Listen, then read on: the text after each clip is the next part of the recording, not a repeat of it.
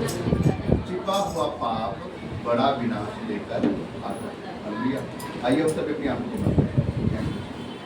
धन्यवाद मेरे महान सामर्थी खुदा पवित्र आत्मा जी, मेरे सामर्थी परमेश्वर, आज हम जितना वचन प्रभु तेरी पवित्र आत्मा जी के द्वारा सुनने वाले, और तेरे पवित्र आत्मा जी हमारा आत्मा तेरे कलाम को, तेरे वचन को सुनने पाए, और तेरा वचन हमारे जीवन में शुभ नौकर लेकर आए। हम इस वचन के अनुसार चल पाएं, क्योंकि हम इस वचन से प्यार करते हैं। ये वचन मेरे शुद्ध रहने का और मेरे पवित्र रहने का आधार है। प्रभु मैं इस वचन से प्यार करता हूँ, ये वचन मेरे जीवन में कार्य है। हम मांगते हैं खुदा यीशु मसीह के नाम में। हालेलुया। आइए हम अपनी बाइबल को खोलेंगे, यहोशू की किताब उसका 6 अध्याय। यहोशू की किताब उसका 6 अध्याय।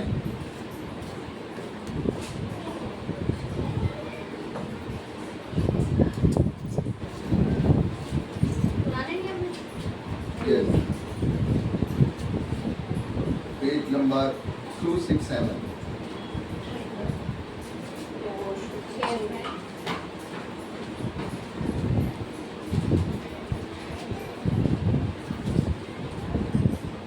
क्योंकि 17 से 19 तक हम पढ़ेंगे। 268 यहोशू उसका 6 अध्याय, क्योंकि 17 से 19 तक पढ़ेंगे। अपने परमेश्वर यहोवा की आज्ञाओं, चेतावनियों और विधियों को जो उसने तुझे तुझको दी है सावधानी से सुनना, और जो काम यहोवा की दृष्टि में ठीक और सुहावना है वही किया करना, जिससे कि तेरा भला हो। और जिस यहोशू आपने यहोशू सुना? यहोशू 6 का, बोला था तो बस्ता बोल रहा है। हाँ वही कह रहा हूँ मैं, आप क्या वही यहोशू उसका 6 उसका 17 से 19। और नगर और जो कुछ उसमें है यहोवा के लिए अर्पण की वस्तु ठहरेगी। केवल राहाब वेश्या और जितने उसके घर में हो वह जीवित छोड़े जाएंगे, क्योंकि उसने हमारे भेजे हुए दूतों को छिपा रखा था। तुम अर्पण की हुई वस्तुओं से सावधानी से अपने आप को अलग रखो। ऐसा न हो कि अर्पण की वस्तु ठहरा कर बाद में उसी अर्पण की वस्तु में से कुछ ले लो, और इस प्रकार इस्राएली छावनी को भ्रष्ट करके उसे कष्ट में डाल दो। सब चांदी, सोना और जो पात्र पीतल और लोहे के हैं वह यहोवा के लिए पवित्र हैं, और उसी के भंडार में रखे जाएं। प्रभु का वचन यहाँ पर एक बात मुझे यहाँ पे परमेश्वर एक आज्ञा दे रहा है, और ये आज्ञा क्या दे रहा है आपको पता है? परमेश्वर यहाँ पर यरीहो की दीवार सब गिरवाने की बात कर रहा है। यरीहो एक देश है, एक ऐसा पावरफुल देश है जिसके चारों तरफ एक बड़ी दीवार बनाई हुई है। ये वचन आपने पढ़ा होगा, आप लोग आराम से घर जाकर पढ़ लेना पूरा वचन। मैं आपको शॉर्ट में बता देता हूँ। यरीहो एक ऐसा देश है, एक बड़ा विशाल देश है, और उसके चारों तरफ एक ऐसी बड़ी दीवार बनी हुई है कि वो दीवार ना तो टूट सकती है ना वो गिर सकती है। और वो दीवार इतनी पावरफुल है कि उसके अंदर 2 रथ निकल जाएं इकट्ठे, इतनी चौड़ी वो दीवार है, और बहुत ऊंची दीवार है। उस दीवार के करके वो देश हमेशा बचा हुआ था, बहुत ही पावरफुल देश था, कोई उसे हरा नहीं पा रहा था। बाइबल इस प्रकार से बताती है यरीहो देश को अपनी दीवार के ऊपर इतना घमंड था कि हमारे देश को कोई हरा नहीं सकता।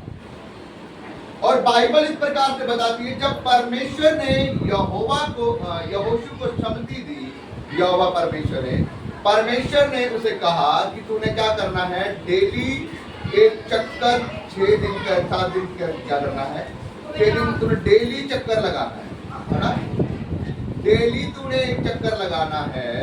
और डेली जब तूने चक्कर उसके लगाना है, यहोवा के संदूक को लेकर, याजकों को लेकर, तुरहियों को लेकर, उसके आले दवाले और लगाकर एक चक्कर वापस आए, और डेली 7 दिन तक ऐसा करना। और 7वें दिन तुमने 7 चक्कर लगाने, और जब 7 चक्कर पूरे हो जाए तो यहोवा का नारा मारना है, और वो देश तुम्हारा हो जाएगा, वो दीवार गिर जाएगी।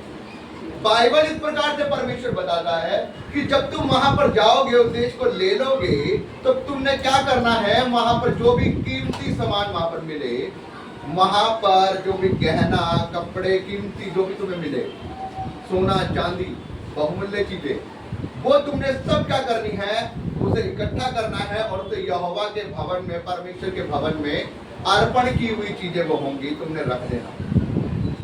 ऐसा ना करना कि जब तुम्हारे को वो चीज दिखाई दे तो तुम्हारे मन के अंदर लालच आ जाए और उन चीजों में से तुम कुछ अपने लिए रख लेना। ऐसा ना हो कि तुम उन चीजों में से कुछ रख लो और तुम पूरी की पूरी इजराइल कौम को, पूरी की पूरी सेना को तुम क्या कर दो, भ्रष्ट कर दो, क्योंकि तुम्हारे पाप से क्या हो जाए, पूरी की पूरी सेना भ्रष्ट हो जाए और दिक्कतों में आ जाए। इसलिए परमेश्वर यहाँ पर उनको ये हिदायत देता है कि जो भी कुछ तुम्हें वहां पर प्राप्त हो, उसे यहोवा के भवन में लाकर रख देना। अगर तुम उसमें से कुछ भी चुराओगे या रख लोगे तो तुम श्रापित हो जाओगे और परमेश्वर के विरुद्ध पाप करोगे। हालेलुया। बाइबल इस प्रकार से बताती है कि जब वो देश जीत लिया जाता है, उसके अंदर बहुत सारा सोना चांदी मिलता है और वो सब जब्त कर लिया जाता है। लेकिन यहाँ पर एक व्यक्ति है जिसका नाम है अकान। 7 अध्याय उसकी पहली आयत में ग्राफ पर एक व्यक्ति है, वो उसका नाम अकान है और वो इजरायली सेना का एक सैनिक है। और जब वो भी उस युद्ध के अंदर जाता है तो वो क्या करता है, कुछ बहुमूल्य कपड़ों को और कुछ बहुमूल्य चीजों को वो देखता है। और जब वो बहुमूल्य सोना चांदी देखता है तो उसमें से कुछ वो चुरा कर अपने घर में ले जाता है जब युद्ध खत्म होता है, और जाकर अपने तंबू में अपनी जमीन के नीचे क्या करता है, दबा देता है। और जब वो दबा देता है तब क्या होता है, जब वो देश जीत लिया जाता है, अब ये इसने क्या किया है, चोरी छुपे किया है, किसी को नहीं पता। हालेलुया। आप समझ पा रहे हैं क्या समझाने की कोशिश करो। इसने चोरी छुपे उसमें से कुछ गहना जो सब कुछ मिला है, सबने उठाकर यहोवा के भवन में पहुंचा दिया है। ये जो देश जीत लिया गया है, उसकी दीवार गिर गई है, परमेश्वर ने जितवा दिया है, सब कुछ लूट लिया गया है। लेकिन कुछ सोना चांदी इसे मिला अकेले को, इसने ले जाकर छुपा कर अपने लिए अपने घर में रख लिया है, जमीन के अंदर गाड़ के अपने घर की। अब ये बात किसी को भी, सेना में से किसी को भी नहीं पता। अब जब बात होती है, इसके बाद एक छोटा सा देश होता है जिसका नाम होता है ए नगर। क्या नाम होता है?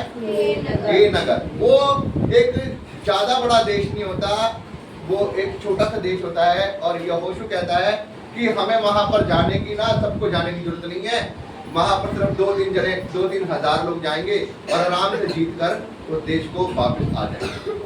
और बाइबल इस प्रकार से बताती है 2-3 हजार लोग वहां पर जाते हैं और वो वहां पर क्या करते हैं, उस मामूली से देश को जीतने के लिए जाते हैं, लेकिन वो वहां पर हारते हैं।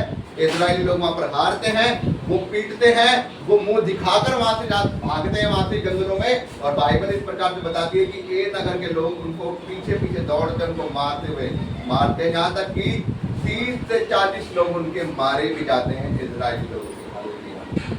अब जब ये बात हुई है, बाइबल इस प्रकार से बताती है, तब इजराइल के बुजुर्ग लोग और यहोशू क्या करते हैं, यहोवा के संदूक के आगे क्या करते हैं, अपने कपड़ों को फाड़ कर और रोते हैं, राख में बैठकर पूरे सुबह से लेकर रात तक बैठे रहते हैं और परमेश्वर की दुहाई देते रहते हैं। हे परमेश्वर, क्या तूने हमें इसीलिए मिस्र से आजाद करवाया था कि तू हमें यहाँ पर ले आया और एक छोटे से देश से हमें हरवा दिया, हमारी क्या इज्जत रह गई है। अब जब ये बात होती है ना, परमेश्वर कहता है तो क्यों रात में पड़े हुए पूरे दिन रो रहा है, क्यों ऐसा तू रो रहा है, ऐसी क्या बात हो गई। उसने कहा प्रभु तूने हमें क्यों हरवा दिया है, क्या तू इसलिए हमें यहाँ पर लेकर आया था कि एक छोटे से देश से हरवा दे, हमारी क्या इज्जत रहेगी। परमेश्वर कहता है कि तुम उठ खड़ा हो, मैं तुझे बताता हूँ कि क्या वजह है हारने की। हालेलुया। क्या कहता है परमेश्वर? उठ खड़ा हो, मैं तुझे बताता हूँ कि हारने की क्या वजह है। बाइबल बताती है। पढ़ेंगे, एक आयत पढ़ेंगे, 7 अध्याय उसकी 21 आयत को पढ़ेंगे। कि जब तुझे ऊंट में शिकार देश का एक सुंदर ओढ़ना और 200 शेकेल चांदी और 50 शेकेल सोने की एक ईंट देख पड़ी, तब मैंने उनका लालच करके उन्हें रख लिया। वे मेरे डेरे के भीतर भूमि में गड़े हैं और सबके नीचे चांदी है। क्या पढ़ा आपने?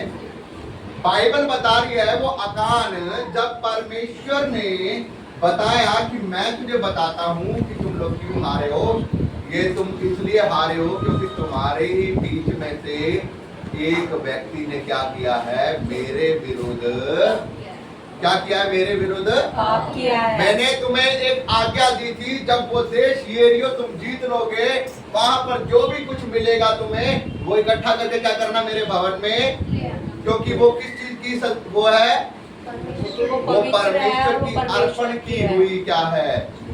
भेंट है। वो परमेश्वर के भवन में जाएगी। उनमें से तुम कुछ भी मत रखना, कहीं ऐसा ना हो कि तुम उनमें से कुछ रख लो तो तुम क्या हो जाओ? श्रापित हो जाओ, भ्रष्ट हो जाओ तुम पूरी कौम को। और जब ये ए नगर को जीतने के लिए गए हैं तो क्या हुआ है? पूरी की पूरी लोग जो गए थे वो हारे हैं, पीट कर आए हैं। 30 से 35 लोग मारे गए। क्यों मारे गए वो लोग? क्या किया था एक ने? समझ पा रहे हैं आप लोग? एक ने क्या किया था? चोरी की थी। किसके विरुद्ध चोरी की थी? परमेश्वर। बाइबल का परमेश्वर इस प्रकार से कह रहा है, एक ने तुम्हारे बीच में पाप किया है, मैंने जो तुम्हें आज्ञा दी थी उसने उस आज्ञा को तोड़ दिया है, उसने कुछ सामान लेकर उसने दबा लिया है। अब मैं तुझे बताऊंगा वो व्यक्ति कौन है। अब इतनी बड़ी हजारों की संख्या में कैसे बताएगा परमेश्वर? परमेश्वर ने कहा तू गोत्र गोत्र करके, कुल कुल करके तू लोगों को मेरे सामने लेकर आ, फैमिली फैमिली करके लोगों को मेरे सामने लेकर आया। पहले वो गोत्र गोत्र करके, कुल कुल करके लेकर आया, फिर गोत्र गोत्र करके लेकर आया, फिर जब फैमिली फैमिली करके लेकर आया ना, फिर पता लगा कि जो अकान की फैमिली थी उसने पाप किया। हालेलुया। फिर उसने पूछा, यहोशू ने पूछा अकान से, मुझे सच सच मेरे बेटे तू मुझे बता क्या तूने ये पाप किया है? तब ये जो 21 आयत है, अकान अपने ऊपर क्या कर रहा है? अपनी गलती को क्या कह रहा है वो? कि मैं जब युद्ध में गया मैंने क्या देखा? कुछ कीमती चीजें देखी, कुछ सोना देखा, कुछ बहुमूल्य चीजें देखी और मैंने उसका लालच करके उसे क्या कर लिया है? उठा लिया है और अपने डेरे में जमीन में दबा लिया। सबसे नीचे क्या है? चांदी। वो बता रहा है, वो अपनी गलती को मान रहा है। जब उसने ये बात बोली तो बाइबल वहां पर आप आगे पढ़ना, वहां पर लिखा हुआ है, यहोशू ने कहा कि तेरा पाप अब तेरे ही सर पर जाए। और बाइबल में लिखा है उस समय ये सजा होती थी कि जो पाप करता था वो पूरी फैमिली समेत, बच्चों समेत, पति पत्नी समेत वो क्या करते थे? वो बाहर निकाल कर पत्थर मारकर मार दिए जाते थे और वो पत्थरों का ढेर उनके ऊपर लगा दिया जाता था। और ऐसा भी हुआ, उनकी पूरी फैमिली को, बच्चों को लेकर बाहर कर उनको पत्थर मार मार कर वो सब मर गए। उनके ऊपर बड़ा पत्थरों का ढेर लगा दिया। हालेलुया। अब ये बात खत्म हो गया, बाइबल बंद कर। Thank you Jesus. हालेलुया। अब आप ध्यान से सुनो, बाइबल का एक परमेश्वर एक प्रकार से यहाँ पर कह रहा है, परमेश्वर कह रहा है कि जब तुम मेरे विरुद्ध पाप करेगा तो ऐसा ना हो कि तुम्हारी पूरी जो वो है इजराइल कौम वो क्या हो जाए? भ्रष्ट ना हो जाए। और वो क्या ना हो जाए? तुम लोग श्रापित ना हो और तुम्हारे करके दूसरे के ऊपर पाप ना हो। लेकिन बाइबल बताती है कि जब अकान का जब पाप हुआ वो एक बड़े विशाल देश से क्या होते हैं? लड़ने जाते हैं और वहां पर वो जीत कर आते हैं। उनकी दीवार ढा दी जाती है। क्यों? क्योंकि उस समय परमेश्वर उनके साथ था। परमेश्वर बता रहा है कि तुम्हें 7 दिन तक तुम्हें क्या करना है? डेली एक चक्कर मारना है। डेली एक चक्कर मारना है, और डेली एक चक्कर मार के तूने क्या करना है, 7वें दिन तूने 7 चक्कर मारने हैं, और एरियो की दीवार ढा जाएगी और तुम उस देश को जीत लेना। और जब तुम जीत लोगे, जो भी कुछ मिले तुम उसे रख लेना, मेरे भवन में ले आना, क्योंकि वो मेरी चीजें है। लेकिन जब परमेश्वर उनके साथ है, लेकिन जब ए नगर को वो लेने के लिए गए हैं, परमेश्वर उनके साथ नहीं है, क्योंकि उनमें से एक बंदे ने कुछ गहने देखकर, कुछ सोना चांदी देखकर उसके मन के अंदर लालच आया, और जब उसके मन में लालच आया, उसने उन चीजों को लेकर अपने घर के अंदर दबा दिया है। और जब वो दबा दिया है, उससे परमेश्वर नाराज हो गया है, परमेश्वर पूरी कौम को छोड़कर जा चुका है। अब परमेश्वर नहीं है, अब एक कोई छोटे से मामूली से देश से लड़ने गए हैं, लेकिन 2 से 3 हजार लोग लड़ने के लिए गए हैं, और बाइबल बता रही है कि वो 2-3 हजार लोगों को उन्होंने मारा है, पीछे मारते हुए भागे, उनको मार कर दौड़ाया है, और क्या किया है, 30 से 40 लोग उनके मारे भी गए। हालेलुया। अब परमेश्वर साथ छोड़कर जा चुका है। इसका मतलब यह है कि वो पाप किसी को भी पता नहीं था। किसको पता था? खाली परमेश्वर को पता था। अब बाइबल का परमेश्वर ये बताता है कि जब तुम गुप्त में पाप करते हो, तुम्हें ये लगता है मेरे रिश्तेदार मुझे नहीं देख रहे, मेरे सगी संबंधी मुझे नहीं देख रहे, अरे मेरे मोहल्ले वाले मुझे नहीं देख रहे, मेरे माता पिता मुझे नहीं देख रहे, मेरा जो यार दोस्त है वो मुझे नहीं देख रहा। लेकिन आपको इस बात को ध्यान रखना है, एक परमेश्वर है जिसकी आंखें सदा आपके ऊपर है, और वही परमेश्वर आपको सजा देगा, और कोई आपको सजा नहीं देगा। हालेलुया। कितने लोग मेरी बात को समझ पा रहे हैं? सजा देने वाला कौन है? परमेश्वर। याद रखना, आप आज 500 रुपए की, 1000 रुपए की आप हेरा फेरी कर सकते हैं, आपके रिश्तेदार आपको कसूरवार नहीं ठहराएंगे, आपके सगी संबंधी आपको कसूरवार नहीं ठहराएंगे, आपके गरीब मोहल्ले के लोग आपको कसूरवार नहीं ठहराएंगे, लेकिन कसूरवार ठहराएगा तो कौन ठहराएगा आपको? परमेश्वर। सजा देनी है, किसने देनी है आपको? परमेश्वर ने देनी है। हालेलुया। परमेश्वर के हाथ से कोई बचा नहीं सकता। इसलिए मैंने कहा है, जब भी कोई पाप, कोई गलती करता है, जब भी आपकी किसी से बैर विरोध है, आप पलटा ना लें, आप मौका परमेश्वर को दें, क्योंकि जब परमेश्वर न्याय करता है, परमेश्वर का न्याय करने का तरीका अलग है। हालेलुया। वहां पर आपने देखा, अकान ने पाप किया, परमेश्वर ने न्याय किया, और जब परमेश्वर ने न्याय किया, पूरी पूरी कौम को हरवा दिया। हालेलुया। एक जने के पाप। इसलिए मेरे भाइयों बहनों, मैं यहाँ पर आपको एक बात समझाने की कोशिश कर रहा हूँ। आपका गुप्त पाप, आपका एक गुप्त पाप आपके जीवन में एक बड़ी विपत्ति को लेकर आ सकता है। हालेलुया। आपको लगता है आज मैंने थोड़ी सी पैसों की हेरा फेरी करी है, आपको लगता है मैंने फोन में थोड़ी सी तो गंदी वीडियो देखी है, फिर क्या हो गया? आपको लगता है मैं चुप कर, मैं मिलती हूँ अपने यार दोस्तों के साथ, मैं मिलता हूँ अपने यार दोस्तों के साथ, किसी को क्या पता लग रहा है? आपको लगता है हम थोड़ा सा तो नशा करते हैं। याद रखना, पाप थोड़ा हो या बड़ा हो, पाप पाप होता है। हालेलुया। और जो पाप आप गुप्त में करते हैं, चुप कर करते हैं, और आपको लगता है कि कोई मुझे नहीं देख रहा, याद रखना परमेश्वर सबके पर्दे खोलने वाला। हालेलुया। जिस प्रकार से तुमने आज गीत गाया, किताब खुलने वाली है, याद रखना सब वो न्याय करेगा, वो हर एक के कर्मों के अनुसार उसका न्याय करेगा। हालेलुया। बाइबल में प्रकाशित वाक्य में लिखा है, वो हर एक के कामों के अनुसार उनका न्याय हर एक को देने के लिए प्रतिफल उसके पास, वो हर एक का प्रतिफल देगा। याद रखना, न्याय जो होगा ना, वो स्वर्ग के राज्य में ही होगा। न्याय जो होगा स्वर्ग के राज्य में ही होगा। जो पापी हैं पहले वो भी स्वर्ग के राज्य में जाएंगे, जो धर्मी हैं वो भी स्वर्ग के राज्य में जाएंगे। न्याय वहीं पर ही होगा। पता क्यों?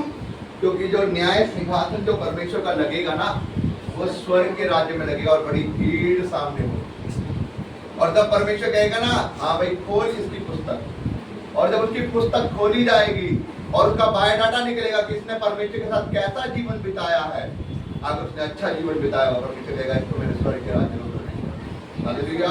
और जिसने पाप किया होगा, जिसने चुगलियां की होगी, जिसने हेरा फेरी की होगी, जिसने गलत काम किए होंगे, जिसने अपने माता पिता को बुरा बोला होगा, जिसने अपने बड़ों का, अपने रिश्तेदारों का, अपने सभी संबंधियों का, अपने पड़ोसियों का इज्जत मान नहीं किया होगा, जो दूसरे को देखकर जलता होगा, जिसके मन के अंदर बुराई होगी, जिसके मुंह पे हमेशा गाली रहती होगी, जिसके जीवन में हमेशा नशा रहता होगा, परमेश्वर कह देगा ये मेरे स्वर्ग के राज्य के लिए नहीं है, इसको मैं दूर कर दूं और वो स्वर्ग के राज्य के अंदर डाला जाए, नर्क के आग में डाला जाए। इसका मतलब समझ गए आप? वो वहीं से उठाकर नर्क की आग में, इसका मतलब उसे दिखाया जाएगा कि देख तूने क्या खो दिया है, तू स्वर्ग के राज्य में आया है लेकिन ये तेरा स्वर्ग तेरा हो नहीं सकता था, लेकिन अब तूने अपने पापों की वजह से इसे, और जब वो स्वर्ग को देखते हुए नर्क की आग में डाला जाएगा ना, वो पछताएगा कि मैंने कितनी अच्छी चीज खो दी है। हालेलुया। वो पछताएगा कि मैंने क्यों ऐसा पाप किया, मैंने क्यों उन चंद 500 रुपए के लिए, उन चंद 100 रुपए के लिए मैंने परमेश्वर के विरुद्ध पाप किया। मेरी बात सुनना मेरे भाई बहनों, जहर चाहे थोड़ा सा खाओ चाहे बहुत खाओ, जहर चोरी चाहे 5 रुपए की हो, चाहे 10 रुपए की हो, चाहे 500 चाहे लाखों रुपए की हो, चोरी चोरी ही होगी, चुगली ही होगी। चाहे आप अपने परिवार वालों की करो, चाहे आप अपने पड़ोसी की करो, चाहे आप अपने हस्बैंड की करो, चाहे किसी की भी करो, चुगली। आपके मन के अंदर जो कड़वाहट है ना दूसरे के लिए, वो कड़वाहट जहर है आपके जीवन, और वो आपके जीवन को तब तक नहीं भरने देगी, वो आपके परिवार में तब तक आशीषें नहीं आने देगी, वो आपके घर में तब तक सुख शांति नहीं आने देगी जब तक वो जहर आपके अंदर भरा हुआ है। आपको जहर को अपने अंदर से निकालना पड़ेगा, आपको अपने मन को शुद्ध करना पड़ेगा, आप तभी आपके घर में खुशहाली आएगी। नहीं तो आप कहते रहो मेरे घर में पता नहीं शांति नहीं है, मेरे बच्चे भी बिगड़े हुए हैं, परिवार भी बिगड़ा हुआ है, ये भी हो रहा है, वो भी हो रहा है। अरे भाई साहब, आपका खुद का मन तो सुधरा हुआ नहीं है, पहले अपना मन तो सुधार लो, दूसरे की सुधरने की बात तो बाद में करना। हालेलुया। बाइबल कहती है जो इंसान खाता है उससे पापी नहीं होता, लेकिन जो उसके मन के अंदर से निकलता है वो ही उसे पापी करता है। समझ पा रहे आप मेरी बात? मन तो आपका अंदर से बुरा है, ऊपर से आप उसे नहा लेते हो, धो लेते हो, और आप दुनिया को दिखाते हो कि मैं तो बड़ा पवित्र हूँ, मैं तो बड़ा साफ हूँ, मैं तो बड़ा पाक हूँ, लेकिन मन के अंदर आपकी चुगलियां चल रही है। मन के अंदर आप अपने पड़ोसी को देखकर, अपने रिश्तेदार को देखकर, अपने सगे संबंधियों को देखकर आप खुश नहीं है। इसके घर में कैसे शांति आ रही है, इसके घर में कैसे ब्लेसिंग आ रही है, इसके घर में कैसे सब कुछ आ रहा है, और आप लग जाते हैं उल्टा सीधा करके। आप हमेशा कोसते रहते हैं, अपने बच्चों को ही आप बोलते रहते हैं, अपने परिवार को बोलते रहते हैं, तेरा ये हो जाए, वो हो जाए, निकम्मा है, ये है, वो है। जो आप अपने मुंह के शब्दों को बोल रहे हैं वो ही तो आप देखेंगे ना अपनी जिंदगी में होते हुए। अगर आपने उन वर्डों को अच्छा लगाया होता तो शायद वो वर्ड अच्छे काम करते। फिर आप बोलते हो कि ये तो ऐसा हो गया, इसकी तो जुबान काली है। जुबान काली नहीं है, जुबान में तो सामर्थ है। अगर आप उसको अच्छे के लिए यूज करेंगे तो अच्छा काम होगा। जब आप उसके लिए वर्ड ही उल्टे बोल रहे हो तो फिर वो क्यों नहीं काम करेंगे? हालेलुया। मेरे भाइयों बहनों, मैं आपको एक बात बताना चाहता हूँ, हर वो गुप्त पाप जो हमारे जीवन में होता है, हर वो गलत काम जो हम अकेले में करते हैं और हमें ये लगता है कि हमें कोई नहीं देख रहा, हमारे सगे संबंधी नहीं देख रहे, हमारे रिश्तेदार नहीं देख रहे, कोई नहीं देख रहा, मुझे कौन देख रहा है, कोई भी न्याय कौन करेगा मेरा। लेकिन याद रखना, जो न्याय करने वाला है वो देखता है और वो कहता है तेरा ये गुप्त पाप मैं बताता हूँ तुझे पाप किसने किया। और जब परमेश्वर पाप का खड़ा फोड़ता है ना तो हाल बुरा हो जाता है। मैं रियल की बात बता रहा हूँ, इसलिए मैंने भजन संहिता आपको 51 पढ़ाया। बाइबल बताती है दाऊद से पाप हुआ, उसको पता था मुझसे पाप हो गया है और मैं उसे नाराज कर चुका हूं, अब वो मुझे छोड़कर जा चुका है। क्योंकि दाऊद के साथ भी यही घटना घटी थी, उसने 66 लड़ाई लड़ी और 66 की 66 जीता, 67 की लड़ाई लड़ी और 67 की लड़ाई हार गया। क्यों हारा? क्योंकि उससे पहले उसने किसी की वाइफ को खाते हुए देखा, उसके साथ जाकर गलत काम किया और क्या किया, उसकी वाइफ को अपना कर लिया और बंदे को लड़ाई में सबसे आगे हाथ भेजकर उसे मरवा दिया। दो पाप किए। पहला, किसी के बंदे को मरवा दिया। दूसरा, उसकी पत्नी को रख लिया, उसकी पत्नी की चाह की और क्या किया, उसे अपना बना लिया। जबकि बाइबल में 10 आज्ञाओं में से क्या लिखा है, तू किसी चीज का लालच ना करना। अब चाहे वो पैसा हो, चाहे प्रॉपर्टी हो, चाहे बच्चा हो, चाहे किसी की पत्नी हो, कुछ भी हो। अब उसके मन के अंदर कामना आई कि मैं क्या करूं, इसकी पत्नी को अपना बना लूं और इस बंदे को लड़ाई में भेजकर आगे मरवा दूं। उसके बंदे को तो मरवा दिया उसने, लेकिन जब उसने उसे अपना बना लिया और जब बाद में उसके पास गया, उसके साथ में सोया और जो बच्चा पैदा हुआ वो भी मरा और परमेश्वर उसका साथ छोड़कर जा। तब जब उसे पता लगा कि परमेश्वर मेरा साथ छोड़कर जा चुका है, मुझसे पाप हुआ है, तब वो भजन संहिता 51 में रो रो कर क्या कर रहा है, प्रार्थना कर रहा है, प्रभु मुझे माफ कर, मेरा पाप निरंतर मेरी दृष्टि में बना रहता है। मैं तो अपने माँ के गर्भ से नंगा ही आया था और मैं पाप के साथ उत्पन्न हुआ। जूफा से मुझे धो दे, मैं हिंदी के समान पवित्र हो जाऊंगा। मुझे उधार आत्मा दे के शुद्ध कर, मुझे शुद्ध कर, जिससे मैं पवित्र हो जाऊं। तो मेरे भाइयों बहनों, परमेश्वर क्या चाहता है? परमेश्वर चाहता है कि आप उसके अनुसार, परमेश्वर दया का साथ। लेकिन आपको इस बात को याद रखना होगा, हर वो गुप्त पाप जो आप सोच रहे कि कोई नहीं देख रहा, वो परमेश्वर देखेगा। और आप अगर गुप्त पाप को नहीं छोड़ेंगे, उन गलत कामों को नहीं छोड़ेंगे जो आप अकेले में करते हैं, याद रखना परमेश्वर कभी भी नहीं छोड़ेगा, वो उसकी सजा आपको देगा। आपको लगता है कि मुझे फोन में मैं जो देख रहा हूँ मुझे कोई नहीं देख रहा, आपको लगता है कि मैं जो कर रहा हूँ मुझे कोई नहीं देख रहा, आपको लगता है कि मैं जो बोल रहा हूँ मुझे कोई नहीं देख रहा, परमेश्वर एक चीज देगा। अच्छा, एक बार मनुष्य को पता लग भी गया, मान लो किसी मनुष्य को पता लग भी गया, मान लो मैं कुछ उल्टा कर रहा हूँ, मैं अपने ऊपर ही ले लेता हूँ, आपको पता भी लग गया, तो मुझे आपसे क्या फर्क पड़ रहा है? कुछ फर्क नहीं पड़ रहा। आपको पता लग गया, मुझे क्या फर्क पड़ रहा है? आप लोग मेरा कुछ भी नहीं कर सकते, लेकिन मेरा फर्क मुझे कब पड़ेगा? वो जो बैठा है ना, उससे मुझे फर्क पड़ेगा, क्योंकि जो करना है ना वो करे। आप कुछ भी करें, वो कुछ भी करेंगे, कुछ भी करेंगे, कुछ भी करें, हम में से किसी को कुछ फर्क नहीं पड़ना और ना हमारा कोई कुछ कर सकता है। हम मुंह से बोल भी देंगे लेकिन कोई फर्क नहीं पड़ेगा। लेकिन याद रखना, सब वो गिराएगा ना, वो परमेश्वर जब न्याय करेगा वो छोड़ेगा। याद रखना, उसकी आंख में मोतियाबिंद नहीं हुआ। वो कहता है मेरी आंखें मेरे धर्मी जनों पर लगी रहे, मेरे कान इनकी प्रार्थना करते हैं। तो वो हमेशा हमें देखता रहता है हर समय में, ये क्या कर रहा है। आपको याद है बाइबल में क्या कहता हूँ? कहता है मैंने पृथ्वी के ऊपर देखा कोई धर्मी नहीं, एक भी धर्मी नहीं। और नूह की किताब में वो कहते हैं मैं मनुष्य को बनाकर क्या करता हूँ? पछता रहा हूँ। क्यों? क्योंकि मेरी दृष्टि पृथ्वी के ऊपर है, मैंने देखा कि कोई भी नहीं है, सबके सब पापी हैं, सब बुराई में है और मैं पछता रहा हूँ मैं बनाकर, क्योंकि सब गलत काम कर रहे हैं, सब अपनी बहनों को, माओ को, दूसरों की ऐसे देख रहे हैं, उल्टे सीधे काम कर रहे हैं, वो काम कर रहे हैं जो करना नहीं चाहिए। हेरा फेरी, बुराइयां, चुगली, निंदा, कहना मैंने ऐसा थोड़ी ना बनाया था, मैंने तो इंसान को बनाया था कि मेरे समान रहे, पवित्रता ही में रहे। लेकिन आज इनका मन इतना अंदर से काला हो चुका है, मैं चाह कर भी नहीं बदल नहीं पा रहा। मैंने इनको समझ का आत्मा दिया है कि कम से कम अच्छा तो करो, लेकिन इनकी समझ ऐसी मर चुकी है, इनके अंदर क्या है? जहर भर चुका। इसलिए परमेश्वर ने कहा तू, मैं तुझे देखता हूँ और तू मुझे अकेला धर्मी नहीं पाएगा, इसलिए जो तेरे साथ नाव में चढ़ जाएगा वो बचाया जाएगा, बाकी सब मार जाएंगे। और परमेश्वर क्या करता है? आपको याद है सदोम और अमोरा के साथ क्या हुआ? सबके सब पाप कर रहे, सब बुराई कर रहे, परमेश्वर स्वर्ग से आके रखे। नैनवे में क्या हुआ? सबके सब पाप कर रहे थे, परमेश्वर अपने दास को भेजा एक बार जाके बता दे, और सबने तौबा कर ली। परमेश्वर ने क्या किया?